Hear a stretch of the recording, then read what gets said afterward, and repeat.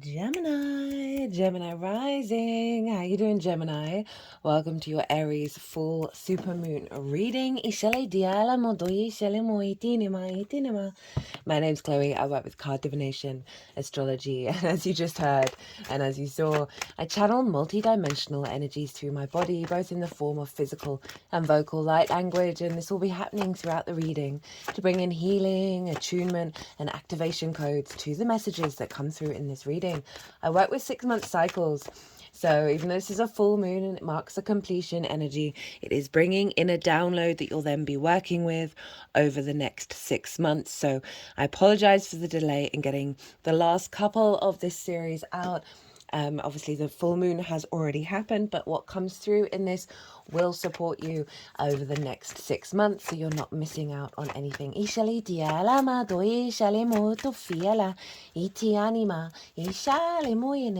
Now, I read for the rising signs. So for those of you who don't have Gemini in the first house of your natal chart, look to the house that it does fall in. Look to the themes of that house, and you want to apply those themes along with all the other meaning you've got going on in the sign of Gemini to the messages that come through in this reading, because it will be as if that Gemini energy, wherever it falls in your natal chart, has now energetically moved to the first house. So the astrology for the rising sign will still link in. You just got to add on your natal chart meaning on top of it.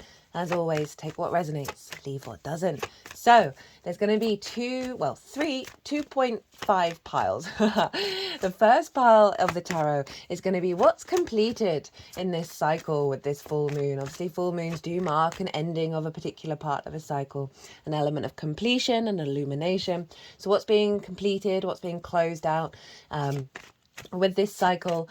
And then pile 2 is the download. What energy download are you receiving? You would have received at the time of the full moon that you're then going to be working with over the next 6 months. And I like to tap into the most integrated and expansive intention of what that download is. And then there'll be 2 little bonus cards for how to work with it. Okay, you got an extra bonus card for pile 1.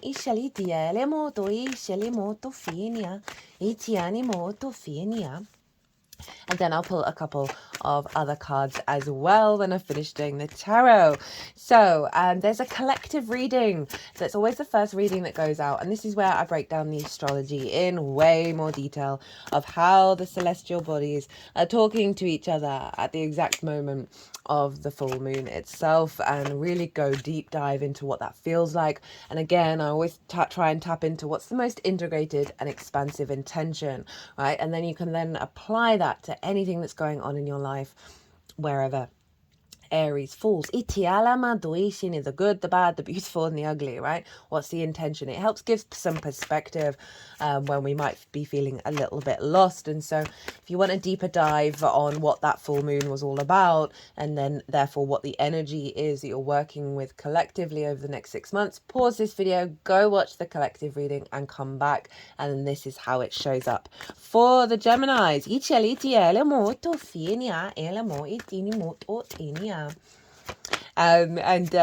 So pile 2 is the most integrated and expansive. Oh, that's so hilarious. I've got my phone up, which has got the chart on there, and I've just had a Gemini sun message me just now. Does tend to happen. The most integrated and expansive intention of the download that you're going to be working with. There's also going to be 2 cards from the tarot that help work with that energy. Now, Gemini rising, where was this happening for you? Well, this Aries energy was happening in your 11th house, the house of good spirits, right? This is your hopes and your dreams, friends, groups, and alliances. So bigger connections to bigger groups of people. It's also about reaping the benefits from your 10th house, which is the 10th house is about life purpose. It can be career. Career doesn't have to be life purpose.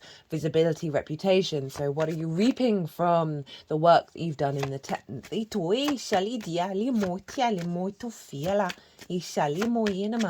So that's where the moon is.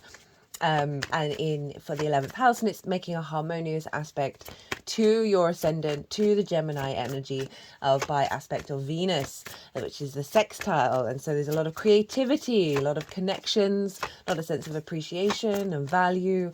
And so you've got a full moon, so it does represent, you know, sort of an illumination, a sort of a big reveal, as well as completion, a closing out a cycle, closing out of a certain chapter and activating a new one. So a realignment around your hopes and your dreams, right? Of perhaps you've been working on something over the last 6 months that's come to fruition during this full moon. And as well as your capacity to be yourself within a group. And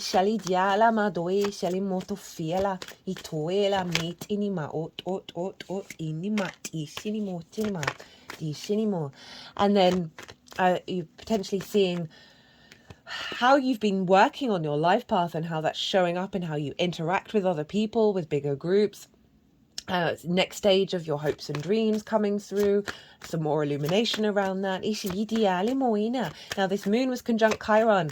Chiron is the wounded healer, the master teacher, often bringing up very big archetypal wounds that we learn great wisdom from, right? And it was conjunct the moon, so a real releasing of some blockages around hopes and dreams, around how you connect to groups of, as I say, being that very independent self in the collective. Any wounds and blockages around your sense of direction, of how you're manifesting your 10th house energy. You're going to be able to apply all of that in the next cycle, right? So over the next 6 months, all the wisdom that's come through with that full moon. Now the sun is over in Libra, in your 5th house of your creation energy, right? Your pleasure, your joy, your amusement, your games. Oh, you're getting bonus cards. It's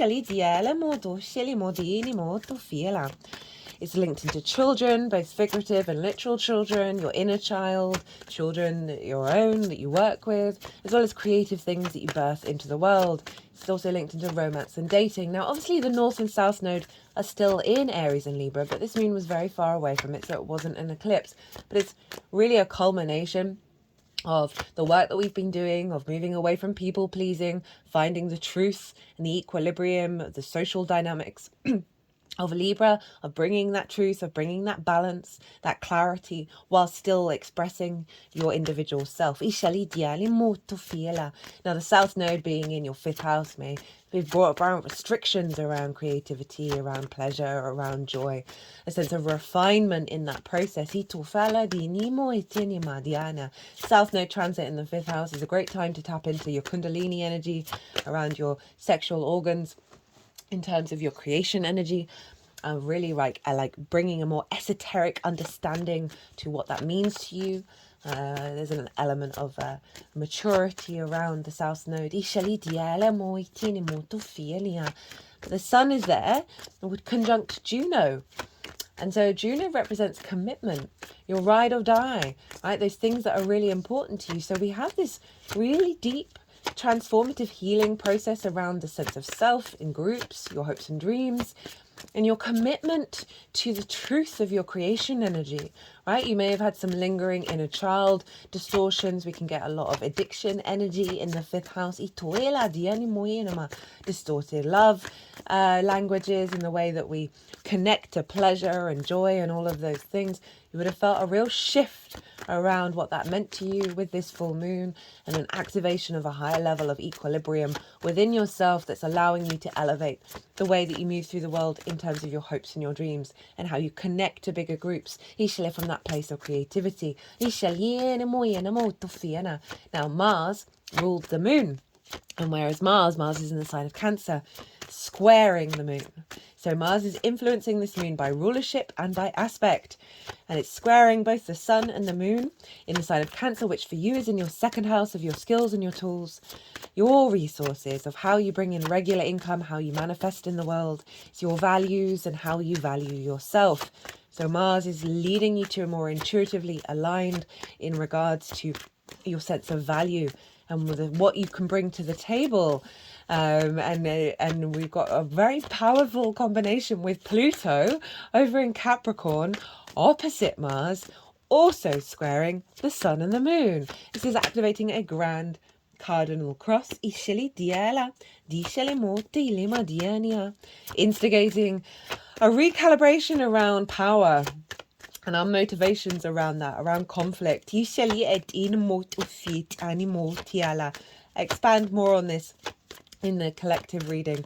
Ishili moyena moitin motufala. Disheni moyatila moyena. Diani moita mota shanima. Itufala. And Pluto's over in your 8th house of the outside world's resources, right? This is about bonuses, commissions, mortgages, loans, inheritance, both 3D and cosmic inheritance. It's a very psychic house, the 8th house, but it's also about relationship dynamics. It's the exchange between you and anything other than yourself, right? The give and take of it all. Intimacy, ideas, energy, time, all of those things. We can have codependency and scarcity complexes in the 8th house. And Pluto, I thoroughly recommend the Pluto and Capricorn transit, especially the oracle reading where I break down the astrology of what's going on, because that's bringing in Neptune and Uranus, and we're going through some wild times right now. Ishali dielimo around the power of our understanding of the magical reality. Ishali dielimo to fiela. So you have this generator, right? You can feel like you're being pulled in lots of different directions, but at the same time, we've got all the cardinal signs being activated at the later degrees that instigate new beginnings, new leadership energy, like new cycles, right? They're linked into the solstices and the equinoxes, the cardinal signs. And so we've got all the cardinal signs being activated with this full moon of a heightened level of instinct around our truth and our equilibrium through our instincts, and our capacity to be ourselves, in alignment with the power to magnetize healthier relationships with the outside world and with resources, in alignment with your own values and your own systems.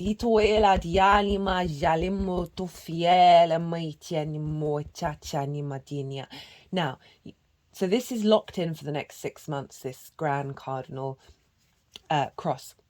So you may feel that you're being pulled in lots of different directions in regards to like your skills and your tools, your creativity, relationship dynamics, and hopes and dreams, right? And so when you are feeling like a bit frenetic with all of that, just give yourself a moment of stillness, clear your energy, and then see what naturally comes through outside of that, because that will lead you of like, that's the next bit of the 4 that you need to operate with.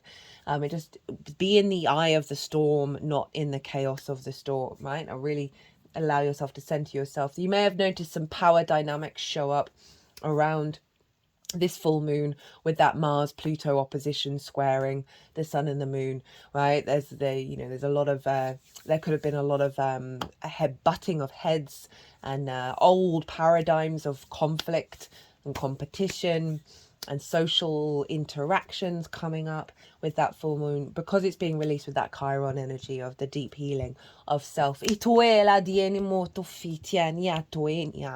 Now, Mars is ruling the moon, and Venus is ruling the sun, and she was in Scorpio, which is a water sign also ruled by Mars, and they were Mars and Venus were trine one another with Neptune, and so the 3 water signs were being activated, called a grand water trine, and this is allowing a heightened level of our motivation and our desire to connect and bring value into this new magical reality of Neptune. So we're doing some there's been some beautiful grand water trines going on.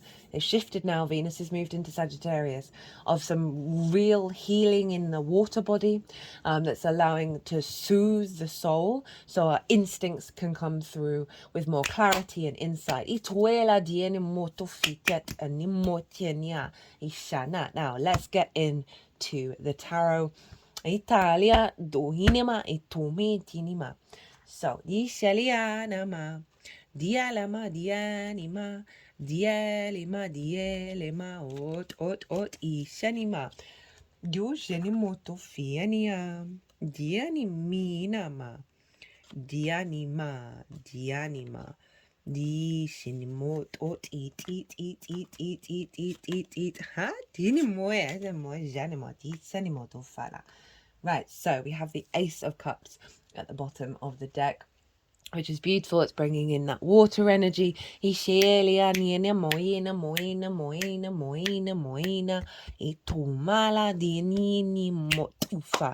obviously Neptune's up in Pisces in your 10th house of your career, your life purpose.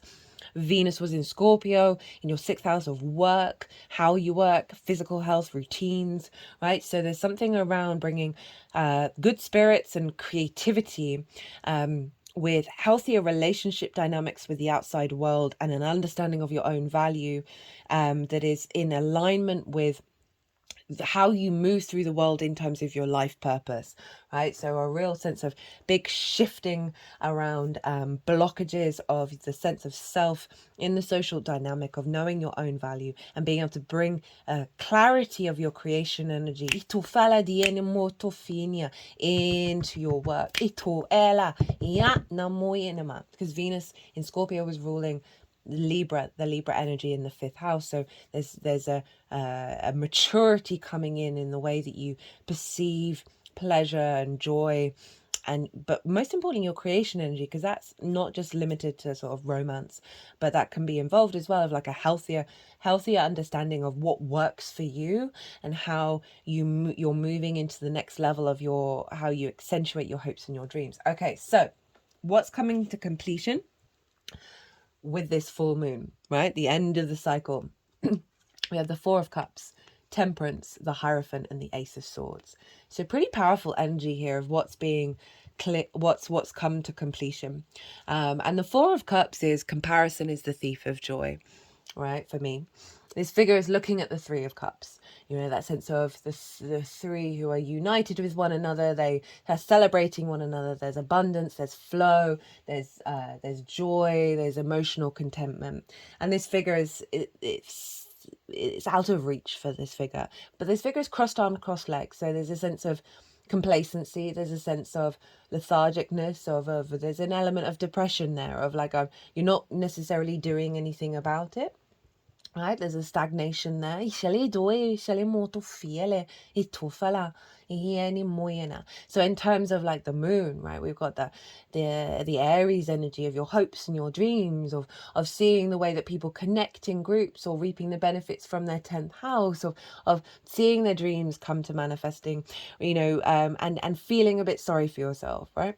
We've all been there. We've all done that. I've been in that Four of Cups plenty of times. And it's that recalibration away from seeing it as separate to your own abundance, right?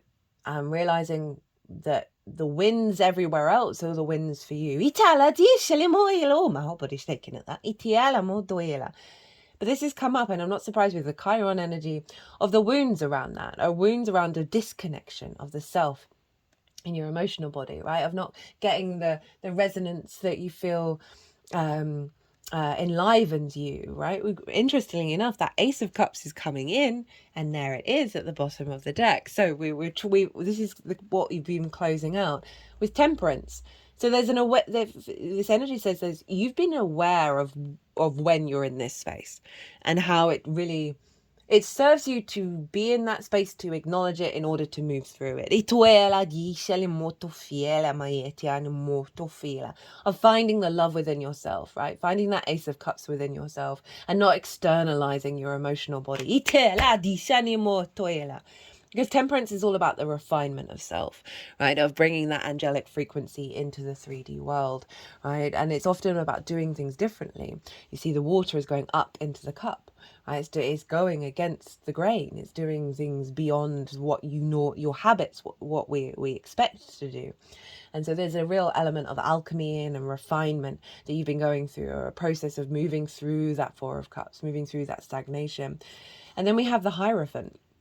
Right? And so this is a deeper wisdom within yourself, this embodiment, right? This is this slow build of like figuring things out, figuring out your own spiritual wisdom, your own resonance, and feeling it in your body. This is Taurus, Taurus for you is in your 12th house, your hidden house, your house of mysteries.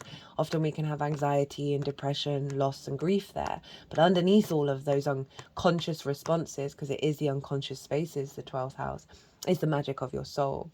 So that deep wisdom within your body, right? So through this process, there's an awareness of what your body's telling you, of what's really important. What is the reality? So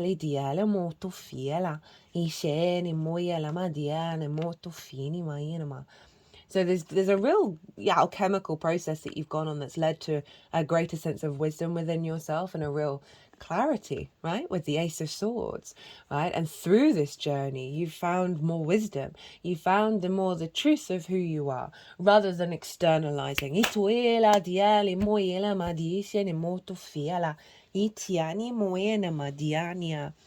know, when we have those hopes and dreams, we can disconnect from them. We can disconnect from those groups, from perhaps not getting what we think what we hope and desire from our 10th house. It leads us on a process of refinement, right? Which is really shown up there with that Temperance and the Hierophant, of through that refinement process of the alchemical process of turning lead into gold. And that is the internal process of knowing that you have all the resources within you, right? Think of Pluto over there in Capricorn, really recalibrating your understanding of whether you need the resources from the outside world and knowing that you have it all within yourself. And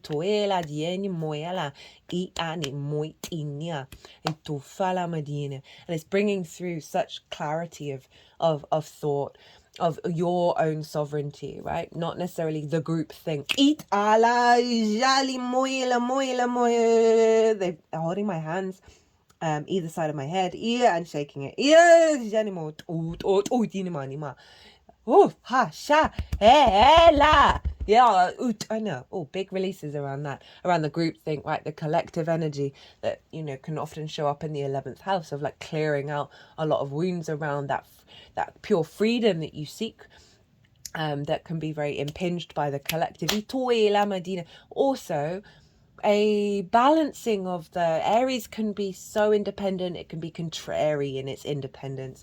So there's something around also like finding the resonance with others as well, without losing your sense of truth within yourself. With that Ace of Cups at the bottom of the deck, this is really beautiful. It's highlighting the groundwater trine of the way that you work, a renewal of your energy, a renewal of sense of peace and calm within yourself. I talk about conflict in the collective reading with that Mars Pluto with an Aries moon and that Libra South node, of like reorientating how we engage with conflict.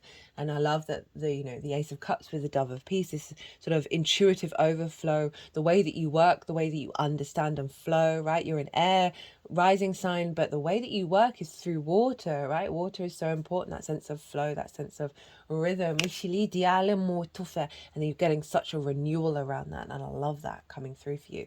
Okay, the download that is come through with this moon, we have the 9 of Cups, the 5 of Swords in reverse, the 7 of Cups, and the 7 of Pentacles. So we've got double sevens here. So the 9 of Cups is the baseline energy of this, is being confident within yourself, in your emotional body. Remember, we got that groundwater trine of the way that you work, your life purpose, right? Your skills and your tools. This is bringing in a level of confidence in you knowing your own value, you feeling very resonant within yourself, right? This is a gratitude of existence, right?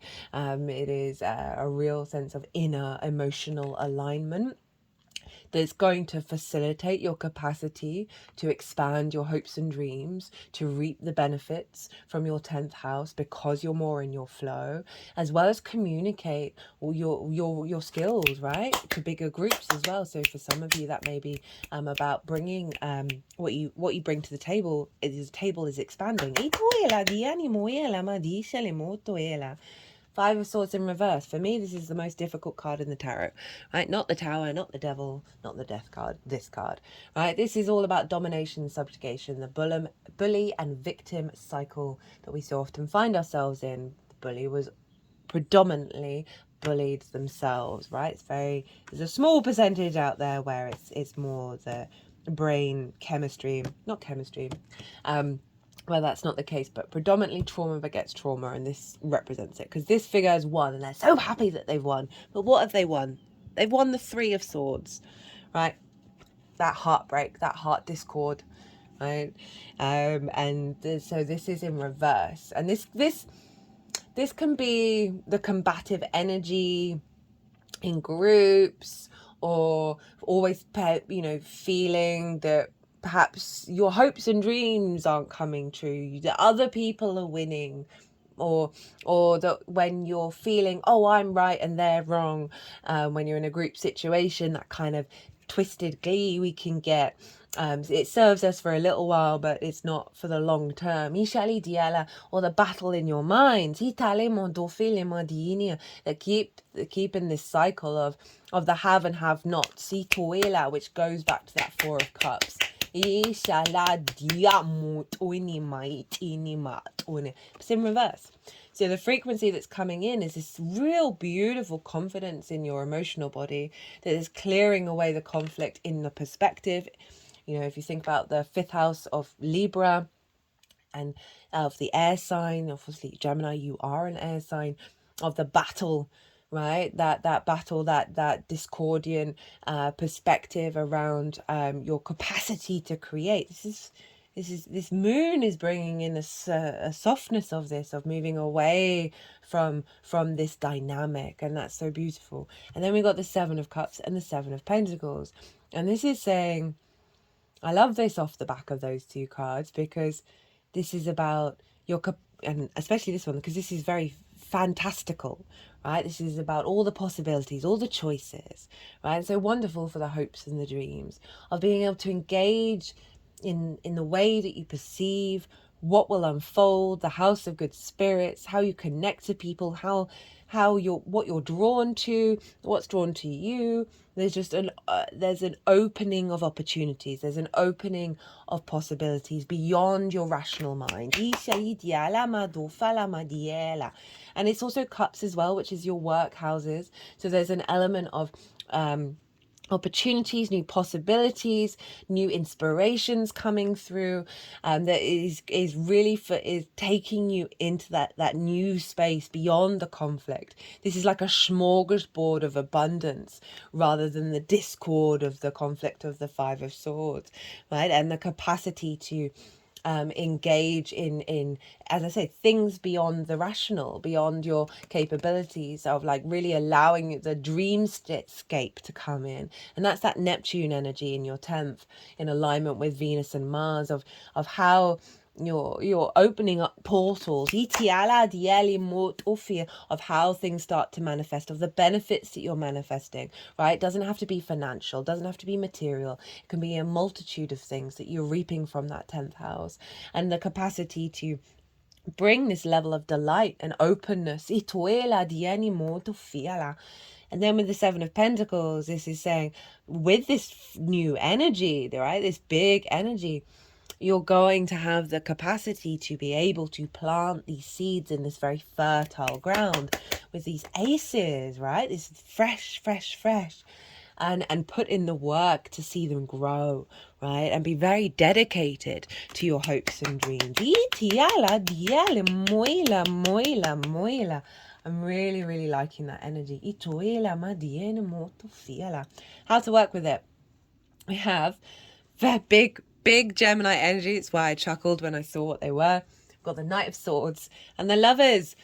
And obviously the Lovers is the Gemini card, and the Knight of Swords is very much linked into the Gemini energy. And this is, with that Ace of Swords being like, that's the big energy that's come through. I say completed, it's just like locked in, right? And that Knight of Swords is acting on that, right? So there's a real sense of calling on the clarity of your own vision, right? So I would work with this Ace of Swords when you get real clear ideas, is to not second guess yourself in the actions that you're taking. Is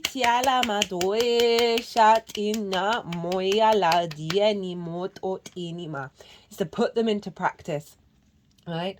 The Knight of Swords, I had a little revelation about this card because it's got the same clouds as the 5 of Swords. They're the only 2 cards in tarot that do so. So there's this element of this discord, and like there's a lot of urgency going on here. It's very And so the way, rather than think, oh, fools rush in, quick to fight, quick to action, as in like the sort of the negative polarity of this card, I saw it as more as these figures, they're able to move through that conflict with grace and ease. There's something around trusting in your instincts and the clarity of your perspective. If you're surrounded by conflict, to have this sort of momentum to move through it, right? And trust in that instinct. That you don't have to engage. Like keep embodying your dreams, embodying your hopes from your creation energy, right? Because it's air, right? That Libra. But it's also doubling down on the embodiment of self, right? The actions that you take. This isn't about the groupthink. It's doubling down on like you can really amplify what's coming through by stepping away from the expectations. You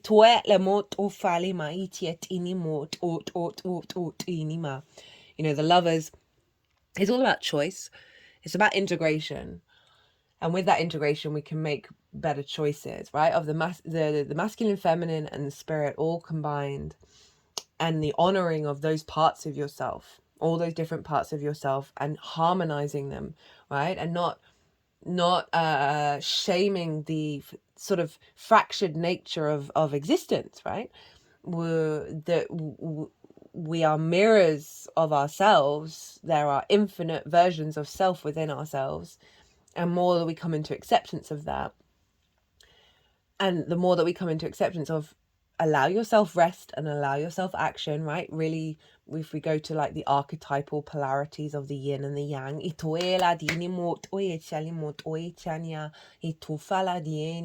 and bring in spirit in alignment with that, you're then going to be able to make the right decisions for yourself.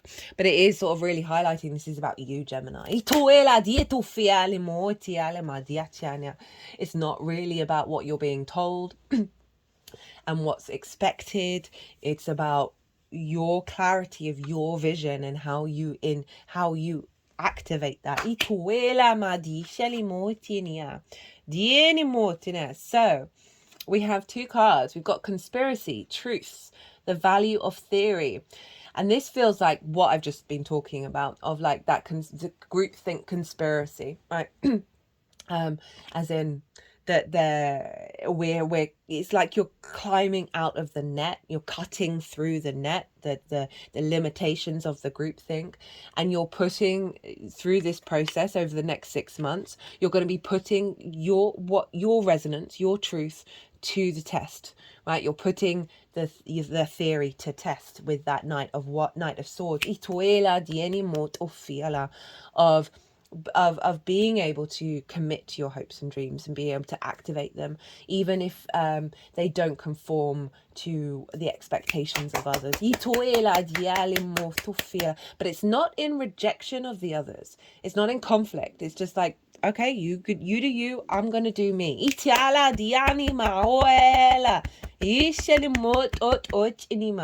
And then we have code, puzzles, synchronicities, and coincidences. You figured out the game that you're playing, the puzzle that you're in, and you've had the inspiration, and you're going to get more. I really do just feel that there's going to be, because this is being locked in, that you're going to see through your actions, right? How those downloads are showing up for you and your personal reality with those synchronicities and coincidences, right? There's a big alignment here with this big Gemini energy showing up.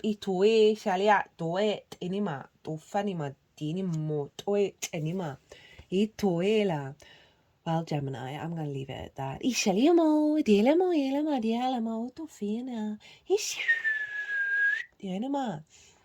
I hope you enjoyed this reading. I hope it resonated.